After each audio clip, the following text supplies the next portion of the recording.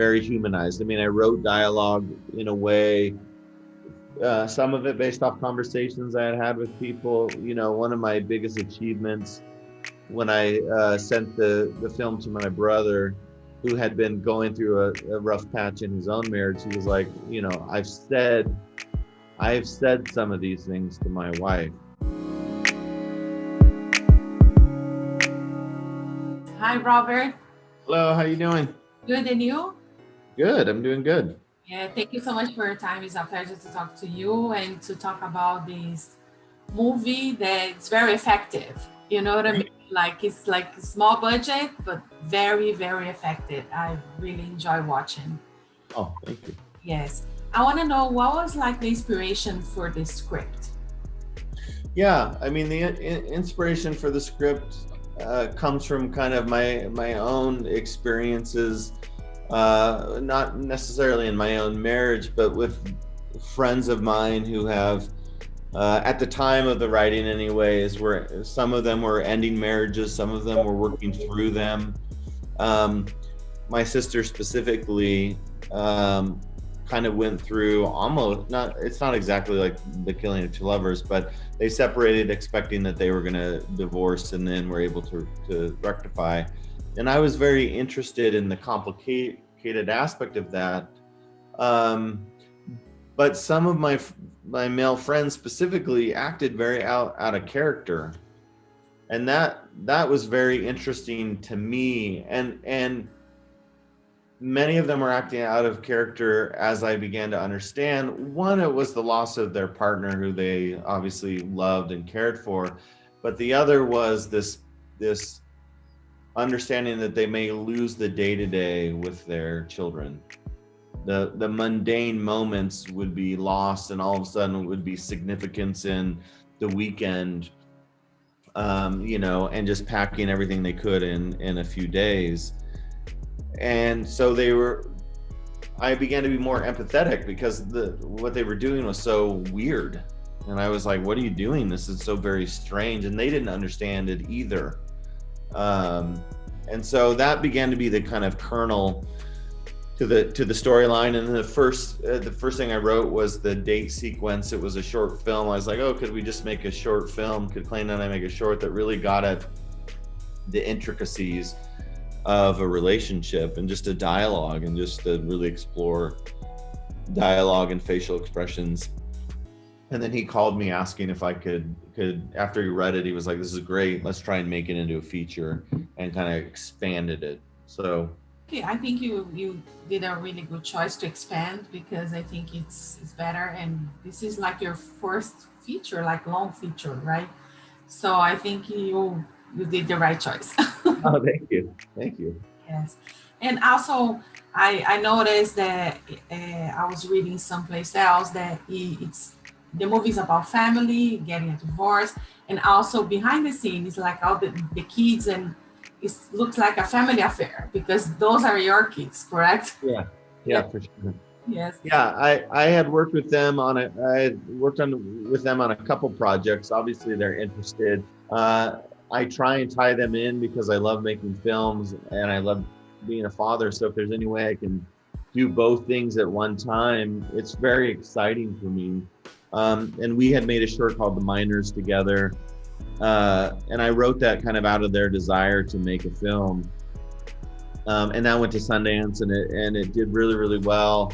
And they were excited at being able to participate. So when I started to write The Killing of Two Lovers, they were very much like, please write parts for us. We'd like to be kind of involved. And it, you know, it was a very exciting process. You know, as the kind of climactic scene was happening, I'm on a golf cart, you know, driving, and Oscar, the cinematographer, is framing. And as I'm backing up, I look back, and the three of them are behind me, kind of watching this, this scene. And I'm trying not to run over them. And I was like, after we did the first take, I was like, you guys got to move. They're like, I'm afraid I'm going to run you over. But they just wanted to watch. You know, they knew all three actors very well, and they just wanted to see them in their, you know, in action. And that was very exciting for me. Talking about the actors, the cast members, Clayne, Chris, Sepid Like, how did you like? Let's talk about Clayne. How he also produced, right? How did he come on board? Yeah, he and I had been trying to make a few films together over the years. We had met in 2010 at Sundance, and we were trying to find a project, and we kept. I had a couple scripts I kept submitting to studios, and they just kept rejecting them or wanting changes that he and I didn't feel were necessary. We understood them; they appealed to a larger audience, but we didn't feel they were necessary. So we started. Trying to figure out how it was we could make a film, and he had because he had been on a television show, he'd been able to set aside a specific amount of money to make something very small. And so he called me and said, "Hey, could you pull together so that we could, with this budget?" And so I wrote the script, understanding what the budget would be, and then he went to work, kind of reaching out. Libby Goldstein had cast him in Rectify. He said, "Hey, we need somebody." She sent us Seppi, and then he knew Chris and from working together, and so he reached out to Chris and was like, "Hey, we're making this total small thing. It's risky. It may be something amazing. It may not work at all. Are you both open to just trying something?" And they both said yes, and then flew out. It was amazing. It was amazing. His performance is really good. I think he's a really one of the best ones. Like Thank from you. him, yeah, and I think it's great. And also, you guys filming in Utah, all the mountains, all the cinematography is beautiful because you have like the really open shots and long shots as well, which I think it's amazing. How was like? Did you have any challengings like over there, like doing them filming? Yeah, I mean, I love Utah a lot. I mean, I've only been here about 5 years now, but it's again the landscapes are so beautiful. But 2/3 of the movie's outside in the middle of winter, and then the weather was erratic. The rocket scene, for example, we were supposed to have all day to shoot that, and in the morning it snowed. And so we were like, "Oh, we're not gonna be able to shoot this." So we went inside to shoot some other stuff. And then the sun came out and it melted all the snow. And we were like, well, we had shot everything we had inside, and we are like, we've got to shoot something else. So I think it was about 2:33:30. We rushed out, attempted to shoot that, but only had, maybe 25 minutes before the sun went down, and we lost it. So really the limited amount of days of shooting, it was really difficult to work kind of with the weather and get the right weather. You also added, did you have like too much footage? And I know that you guys have a limited time, like you didn't spend too many days shooting, but what was like the editing part? Yeah, the editing process, I mean, again, this was a risk. And Clayne thankfully was open. A lot of these shots are one take, so there's not a lot of room to get out of it if you were like, okay, we're bored, let's get out. So the first kind of pass in the editing was an assembly, which was, I think it was about an hour 45, hour 50 minutes.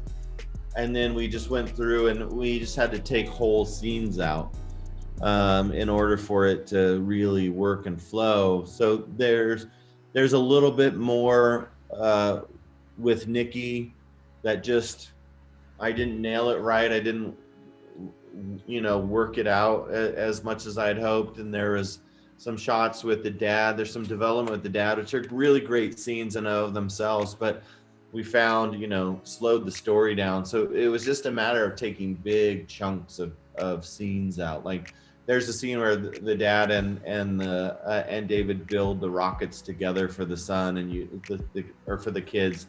And you get this moment of them, a father with his son building these things for his children. And it's a great little scene, but in the end it didn't fit, so there was no room to cut it down. It was like, we're cutting it out because we did these scenes are in one take. Yeah, which is great. And also the dialogues.